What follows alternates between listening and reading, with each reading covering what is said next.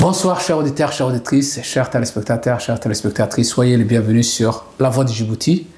Ce soir, dans notre émission Enquête, nous avons le plaisir d'accueillir Mohamed Jama qui a rencontré des problèmes à Djibouti et qui va nous expliquer pourquoi il a fui son pays natal et pourquoi il est en France, qu'est-ce qui s'est passé. Merci Mohamed d'avoir accepté notre invitation. Et est-ce que vous pouvez reprendre depuis le début qui est Mohamed et pourquoi vous êtes réfugié en France? Pourquoi vous êtes ici? Merci Jama, et ça me fait plaisir de vous accueillir dans mon humble demeure, un hébergement qui nous a été fourni par l'État français et qu'on le remercie d'ailleurs. Donc comme vous avez dit, nous sommes des gens qui ont assez souffert dans leur pays, qui ont connu l'injustice, l'oppression, des agressions, et malheureusement on n'est pas le seul. Vous êtes un citoyen ordinaire ou vous faites partie d'un parti politique, vous êtes partie d'un organisme, une structure? On était des citoyens lambda comme on dit, on n'est pas des militants, on n'appartenait à aucune association et on ne représentait aucun service extérieur ou de la force politique, comme on dit, l'opposition. Mais nous étions des citoyens ordinaires qui essayaient de lutter à leur façon pour le bien-être de leur pays, qui contribuaient pour contrer ce qui ralentit oui, le pays, le dysfonctionnement, la corruption, comme on dit. Donc on a essayé d'apporter notre pierre à l'édifice. Oui, à l'édifice. Très bien. Le problème que vous avez, d'après ce que nous avons entendu, c'est que c'est plutôt votre femme qui a eu un problème, dans un premier temps, avec son travail, parce qu'elle était aide-comptable. Oui. C'est ça. Est-ce que vous pouvez nous dire le début de cette histoire et pourquoi ça a entraîné vraiment votre fuite en France? Alors, comme vous dites, c'est vraiment ça. Le problème, il a commencé du côté de Madame Kadra Mohamed Awale. Qui est votre épouse? Qui est mon épouse. Une mère à l'époque des 3 enfants, mais actuellement, il y a eu un 4e qui est né en France. Donc, cette pauvre mère, elle était une assistante comptable au sein d'un ministère qui est le ministère de la Jeunesse et de la Culture. Autrement, elle était parmi l'équipe du ministère du Sport, de la Jeunesse et du Sport.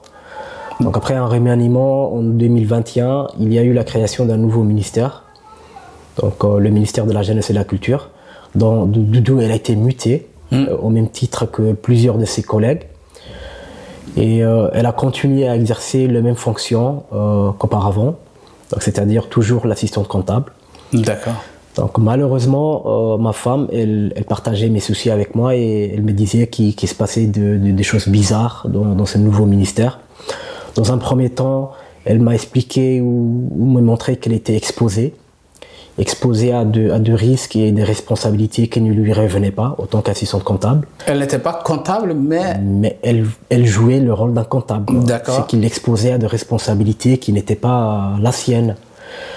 Donc elle était amenée à décaisser une certaine somme d'argent auprès des banques. En son nom? Oui, en son nom. Le chèque était inscrit en son nom, malheureusement. Donc elle m'expliquait que tous ces chèques n'étaient pas dans un premier temps fraudulés, mais certains y étaient.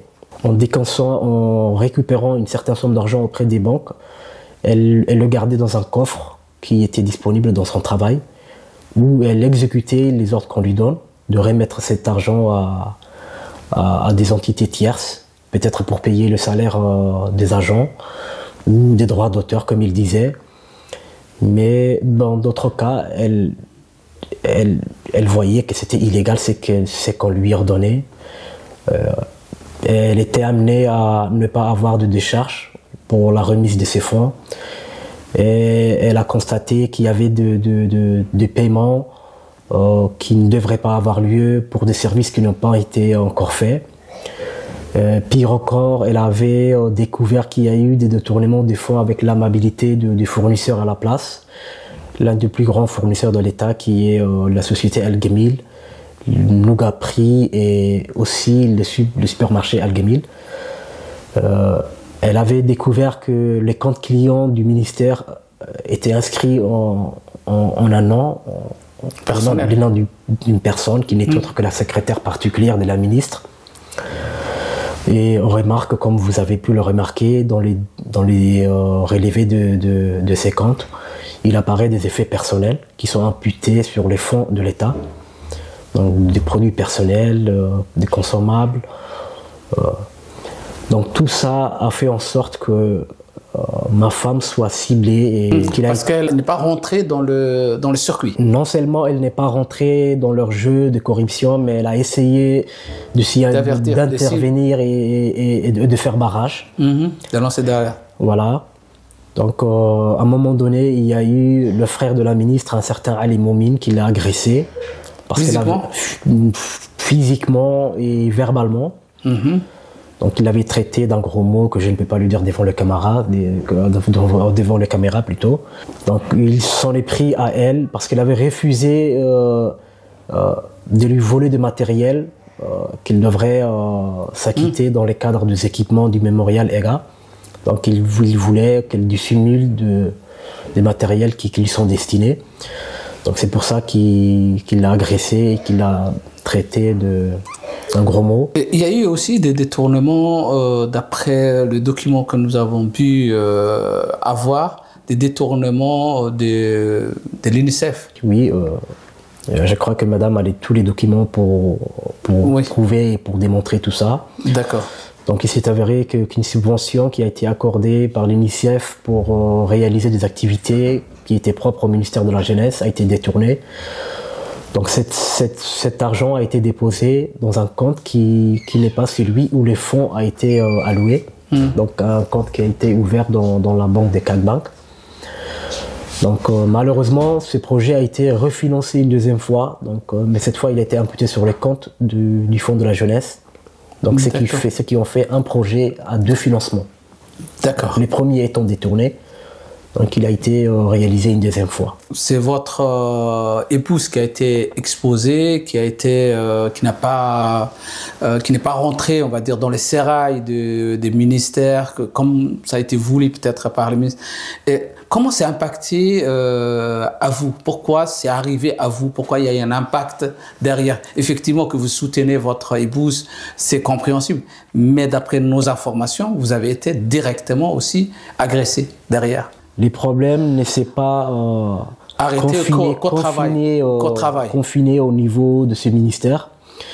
Donc il s'est déplacé et il est venu littéralement toquer à ma porte. C'est-à-dire? Donc il s'est avéré que pendant mon absence, un matériel qui appartenait à ce ministère a été transporté à bord d'un camion où il était escorté par un véhicule de fonction immatriculé d'une plaque B. Donc une plaque, voilà. Donc des ressortissants éthiopiens ont déchargé ce matériel pour le faire rentrer de force, en forçant ma porte, en menaçant les occupants. Donc ils ont heureusement... Quel était l'objet? C'était un complot qui a été ourdi par le plus haut responsable de ces ministères, donc par la ministre en personne, je dirais. C'est elle qui l'a ordonné à ce qu'il soit... à ce que ce projet puisse naître. Un projet qui a été initié par son frère, 5 mois plus tôt, le frère de la ministre, M. Ali Moumine. Donc c'est lui qui avait prédit à ces moments-là que la gendarmerie allait investir un de ses jours chez mon épouse pour faire une perquisition.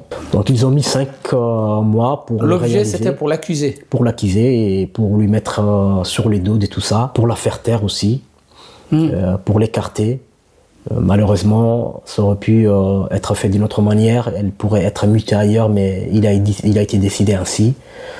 Donc, c'est une méchanceté gratuite. Vous êtes donc chez vous, il y a des gens qui ont essayé de faire rentrer des matériels qui appartenaient au ministère de la Culture, et vous êtes intervenu. Effectivement, il s'agissait d'un mobilier composé de 2 fauteuils et de 2 canapés qui ont été laissés ou abandonnés devant ma porte. D'accord. Ils ont échoué de les faire rentrer à l'intérieur.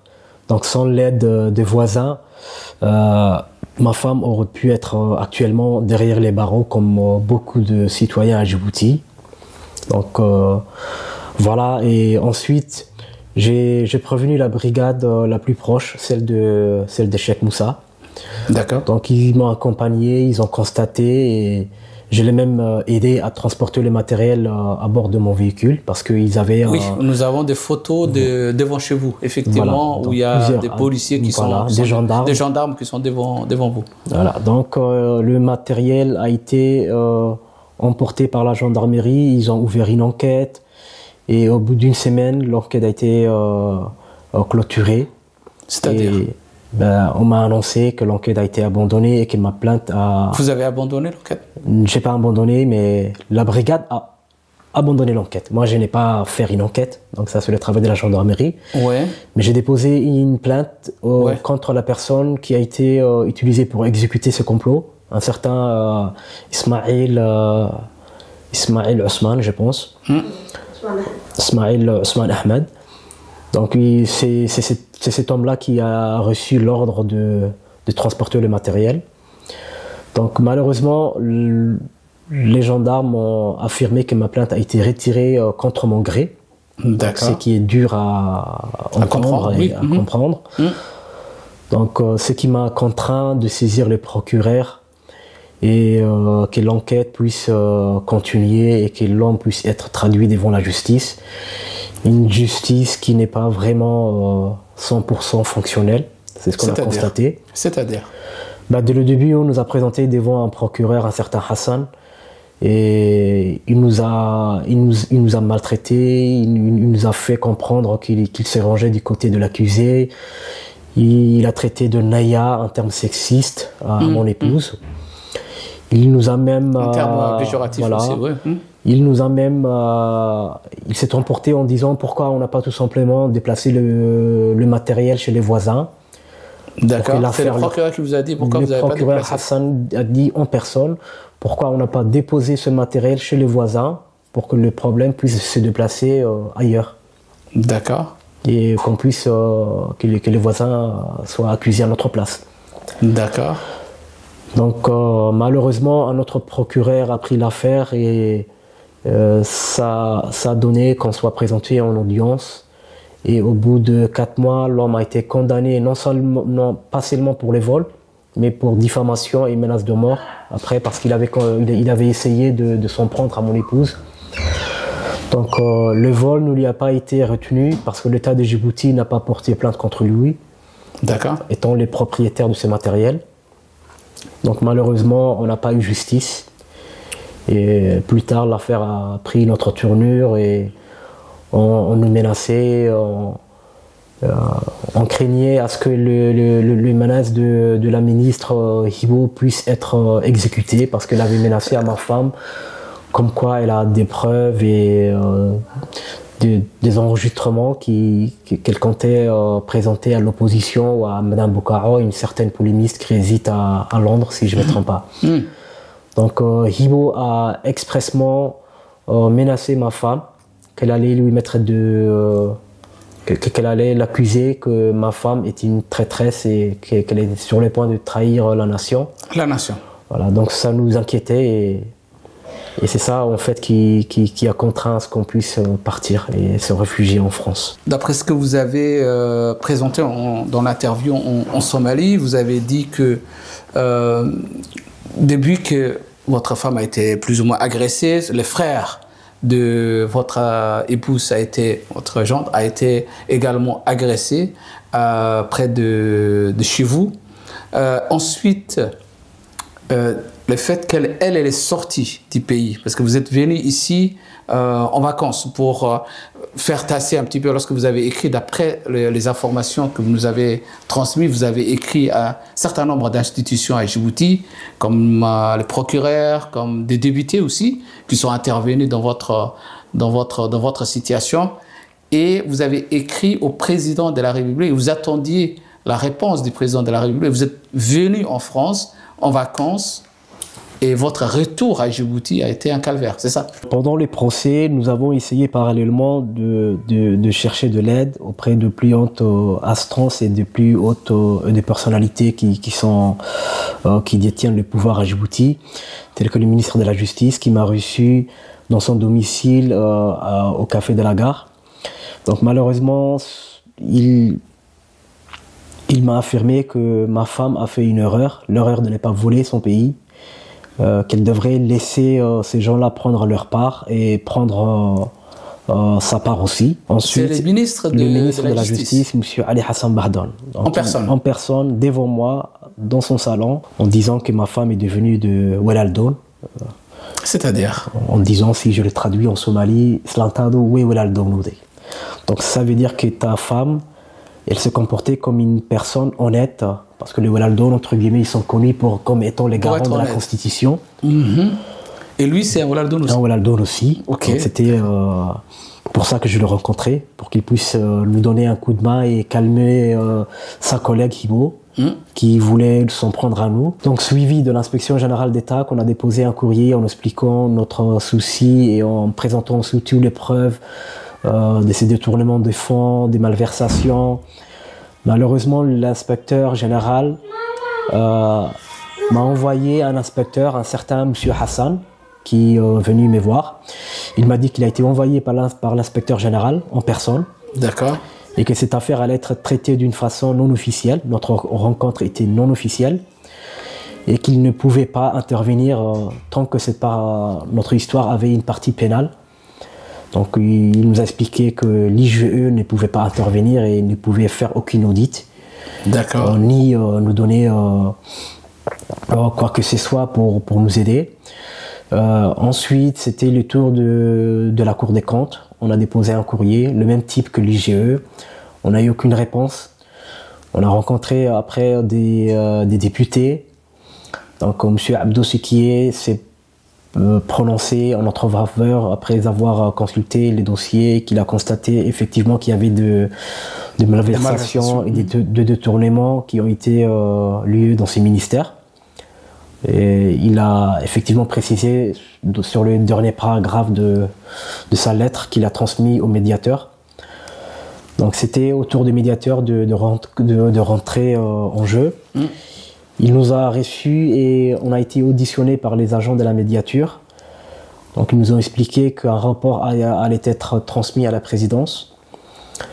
Mais quelques mois ou un mois après, ils nous ont annoncé qu'aucun rapport n'allait être envoyé au président. C'est le médiateur lui-même qui a décidé de dire aucun rapport ne sera envoyé à la présidence. C'est la secrétaire qui nous a informé que le rapport a été stoppé, interrompu. D'accord. Et que le médiateur voulait avoir une discussion avec nous.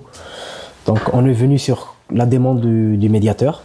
Donc il nous a reçus dans son bureau et il nous a expliqué qu'il ne pouvait pas exposer ça au président en disant tout simplement que comme il s'est prononcé lui-même, je ne peux pas dire au président que Monsieur le Président, votre gouvernement est corrompu. D'accord.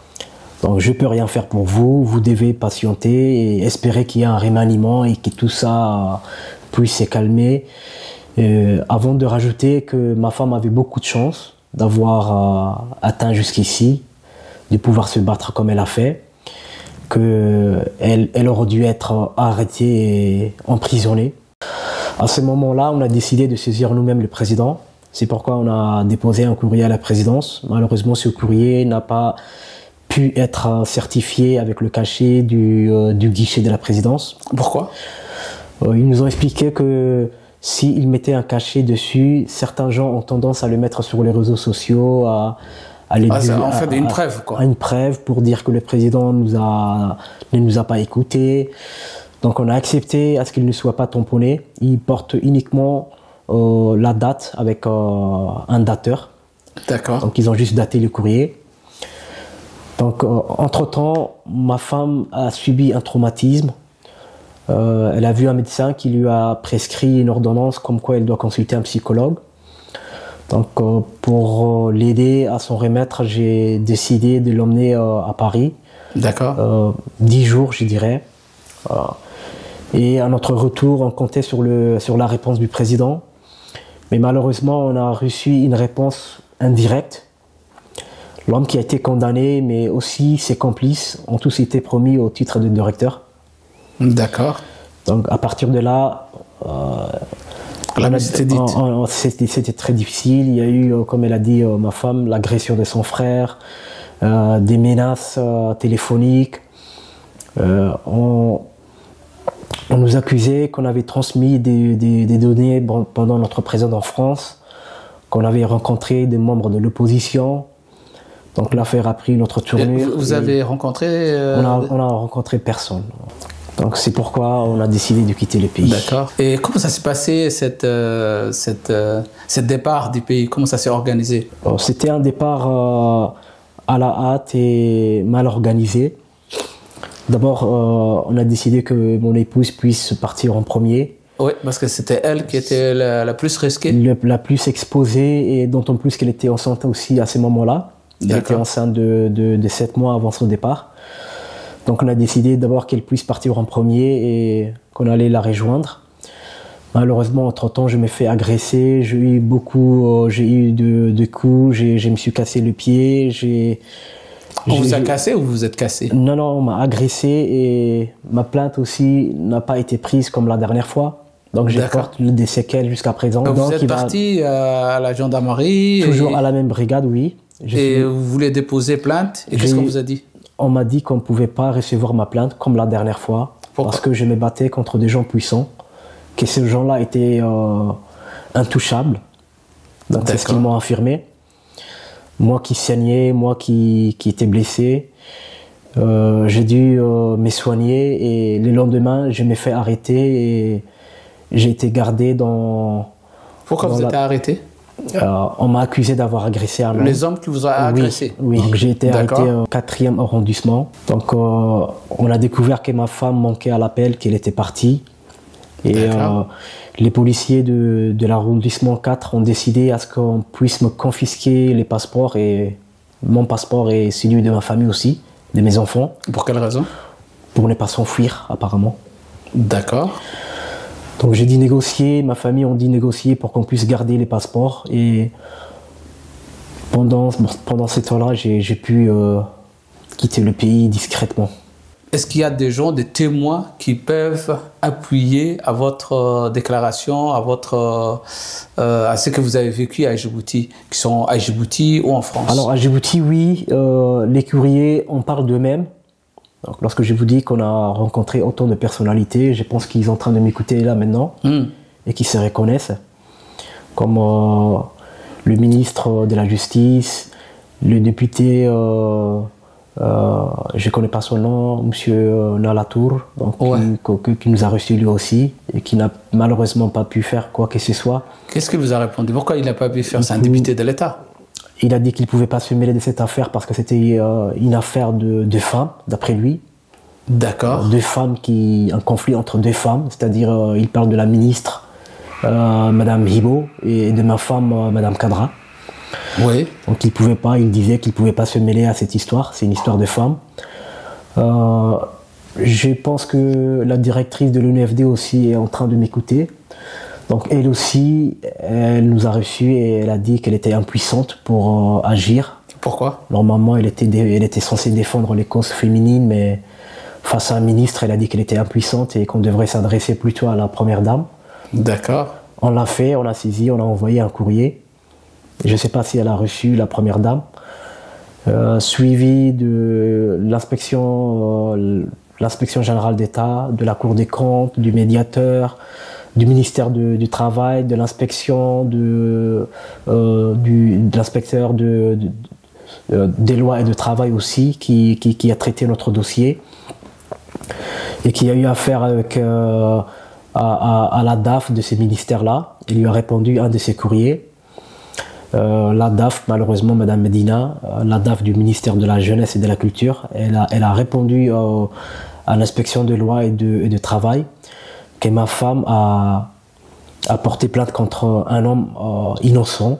Donc, elle faisait allusion à l'homme qui a transporté le matériel. Okay. Donc elle l'a qualifié dans son courrier qu'elle a envoyé à l'inspection, qu'il était innocent et c'était quelqu'un d'exemplaire. En dehors de Djibouti, est-ce qu'il y a d'autres personnes? Un certain monsieur Salah, je ne connais pas son deuxième nom. Apparemment, c'était un voisin de mon quartier et c'est lui qui m'a reconnu au premier à Rennes. Donc, lorsque, un moment où j'étais en train d'exposer et de témoigner envers des gens qui partageaient la même peine que moi, donc il a pu certifier et affirmer qu'il a assisté à cette scène, la scène où ma maison a été profanée, je dirais. Qu'on a essayé de faire rentrer oui. Donc, ce monsieur a pu certifier en France. Merci. Nous allons effectivement essayer de rentrer en contact aussi avec les autorités djiboutiennes, avec les ministres, avec les députés pour savoir justifier ces histoires. Vous avez déjà un certain nombre de documents, que vous avez des preuves officielles, authentiques.